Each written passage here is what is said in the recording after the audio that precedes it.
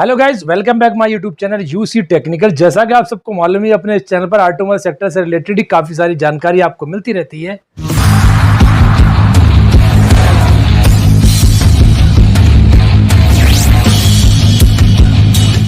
और आज भी इस वीडियो में मैं आपको बताता हूँ ऑटोमोबाइल सेक्टर से रिलेटेड ही एक बहुत ही महत्वपूर्ण जानकारी। जो इस वीडियो में आज जानकारी मैं आप लोगों से शेयर करने वाला हूँ, हो सकता है आई थिंक 75% लोगों को इसके बारे में मालूमात भी सही तरह से नहीं होगा। मैं अपनी पूरी कोशिश करूंगा कि आपको इस चीज़ से रिलेटेड हर एक चीज़ की पूरी तफसीर बयान करने की पूरी कोशिश करूं, और जो अच्छी तरह से आपकी ये समझ में आ सके, जिससे कि आप अवेयर हो सकें। तो भाई, क्या है वो महत्वपूर्ण जानकारी, क्या है वो नॉलेज जिससे बारे में मैं बताने वाला हूं इस वीडियो में। तो उससे जानने से पहले, सबसे पहले जो भी चैनल पे पहली बार आए तो प्लीज़ चैनल को आप सब्सक्राइब कर दें, वीडियो को एक लाइक कर दें और शेयर कर दें। साथ ही बेल आइकन वाला बटन दबा करके नोटिफिकेशन पे ऑल को सिलेक्ट कर दें, जिससे कि सबसे पहले हमारा वीडियो आप तक पहुंचता रहे। तो भाई चलिए करते हैं वीडियो को फटाफट स्टार्ट। अक्सर आपने देखा होगा काफी सारी गाड़ियों पे एक एल शेप का आपने निशान देखा होगा, जिसमें रेड कलर का एल बना होता है। कहीं वो राउंड में होता है, कहीं स्क्वायर में होता है बना हुआ। तो गाड़ियों पे, टू व्हीलर पे भी अब देखने को मिलता है। हालांकि फोर व्हीलर पे ज्यादातर आपको ये चीज नजर आने वाली है, रेड कलर का एल शेप। तो क्या होता है उसका मतलब, और क्यों लगाना जरूरी है, और उससे क्या फायदे हैं और क्या नुकसान है, यही सारी जानकारी इस वीडियो में हम जानने वाले हैं। तो प्लीज वीडियो को बिना स्किप किए अंत तक आप जरूर देखना।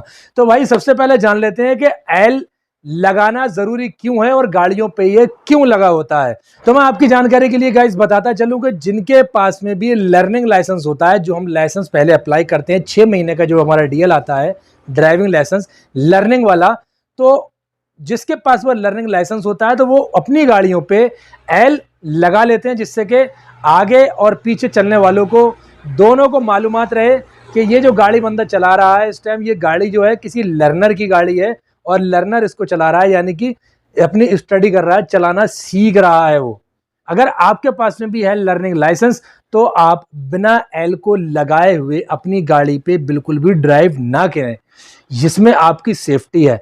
और साथ ही साथ अगर आपके पास लर्निंग लाइसेंस है और आपने एल लगा रखा है, उसके बाद भी आपको कई सारी चीजों को फॉलो करना पड़ेगा, तब आप गाड़ी को रोड पे लेके निकल सकते हो। अदरवाइज अगर आपको कहीं चेक इन में पुलिस ने पकड़ लिया और आपके पास लर्निंग लाइसेंस पाया गया, तो उस कंडीशन में, उस सिचुएशन में आपको एक भारी जुर्माना भरना पड़ सकता है।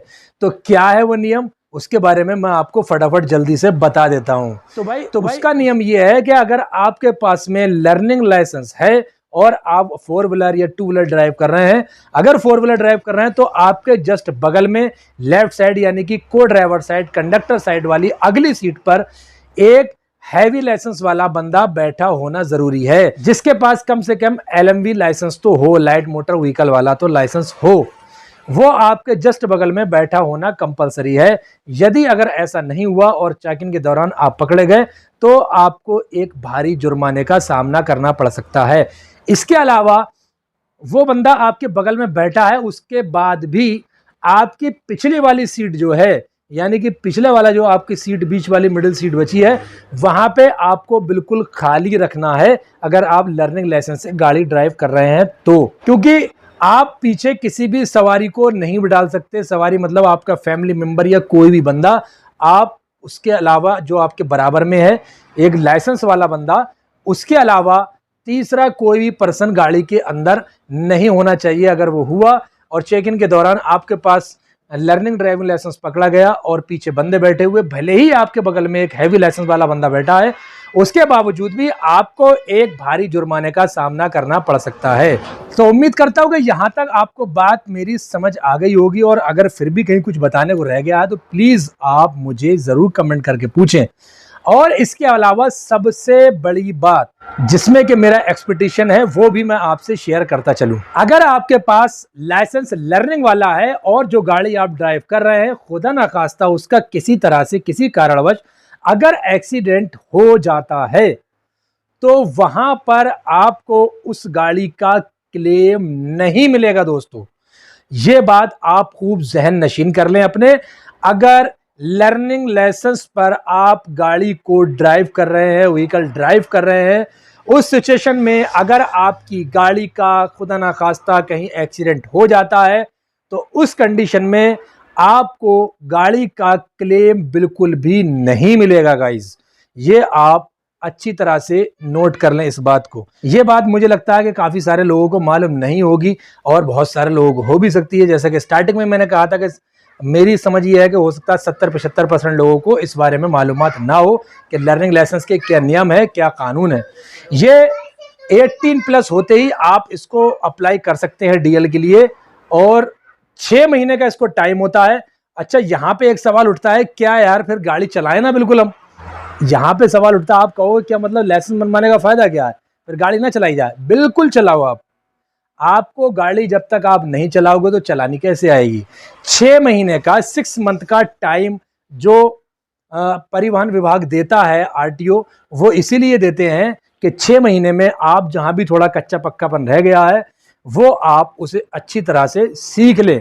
लेकिन साथ में बगल में ही अपने एक को ड्राइवर साइड में एक ऐसे बंदे को बिठाएं जो परफेक्ट हो, जिसके पास हैवी लाइसेंस हो, एलएमवी लाइसेंस हो कम से कम, उसको अपने साथ बिठाकर आप गाड़ी को ड्राइव करें। काफी लोगों का सवाल होता है, क्या हम हाईवे पर, नेशनल हाईवे पर लर्निंग लाइसेंस से गाड़ी चला सकते हैं? बिल्कुल चला सकते हैं। आप नेशनल हाईवे पे नहीं, जहां जहां आपको अलाउड है, जहां गाड़ी चलना अलाउड है, आप वहां गाड़ी चला सकते हैं। बस शर्त यही है, लर्निंग लाइसेंस के साथ एक हैवी लाइसेंस वाला आपके बगल में बैठा होना जरूरी है। लेकिन उसके साथ साथ आप ये भी ध्यान रखें कि अगर कोई हादसा हो जाता है तब आपको उसका क्लेम बिल्कुल भी नहीं मिलेगा और सारा का सारा उसकी भरपाई आपको अपनी खुद की जेब से करनी पड़ेगी। ये आप अपने जहन में बात को अच्छी तरह से बिठा लें। क्यों? क्योंकि आपका लाइसेंस लर्नर है और आप गाड़ी को सीख रहे हैं। इंश्योरेंस कंपनी आपकी ही गलती मानेगी कि आप गाड़ी को सीख रहे हैं, आप सही तरह से गाड़ी को ड्राइव नहीं कर पाए, जिसकी वजह से आपकी गाड़ी का एक्सीडेंट हुआ। इसी कारणवश हम आपको क्लेम देने में असमर्थ हैं। उम्मीद करता हूं ये बात आपको मेरी अच्छी तरह से समझ में आ गई होगी। और एक चीज का ध्यान रखें, आपके पास ये सारे आपने रूल फॉलो कर लिए, आपने सारे रूल फॉलो किए और उसके बाद अगर आपने ये एल वाला शेप नहीं लगाया गाड़ी पे और चेकिंग के दौरान आप पकड़े गए लर्निंग लाइसेंस के साथ, तब भी आपको एक भारी जुर्माने का सामना करना पड़ सकता है। क्योंकि कि आपको लगाना चाहिए, लर्निंग लाइसेंस आपके पास है तो आपको एल शेप फ्रंट में और रियर में, यानी विंड स्क्रीन पे और पीछे डिक्की पैनल ग्लास पे एल आपको लगाना जरूरी है, कंपलसरी है, क्योंकि आपके पास में लर्निंग लाइसेंस है। और उसको अच्छी तरह से लगाएं, चौड़ी पट्टी में करके लगाएं, जिससे कि वो दूर से ही स्पष्टता से नजर आ सके देखने वाले को, और वो आपसे थोड़ा सा बच के चले कि भाई ये तो नौसिखिया है, इससे बच के चलो। गाइस ध्यान रखिए, जब तक आपके पास लर्निंग लाइसेंस है तब तक जब भी गाड़ी पे आप बैठे तो बराबर में अपनी को ड्राइवर सीट पे एक हैवी लाइसेंस वाले को जरूर लेके निकले। और दूसरी बात, पीछे अपनी बैक साइड में किसी को भी ना बिठाएं।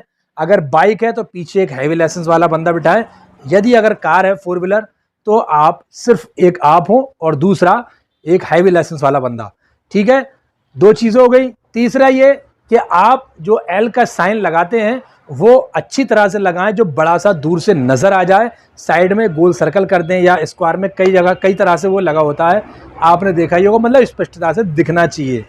ठीक है, अगली बात कि किसी भी सिचुएशन में लर्निंग लाइसेंस के साथ में अगर गाड़ी एक्सीडेंट हो जाती है तो आपको क्लेम नहीं मिलेगा। रिक्वेस्ट है कि आप बहुत ही सतर्कता से गाड़ी चलाएं और काफ़ी ध्यान से गाड़ी चलाएं।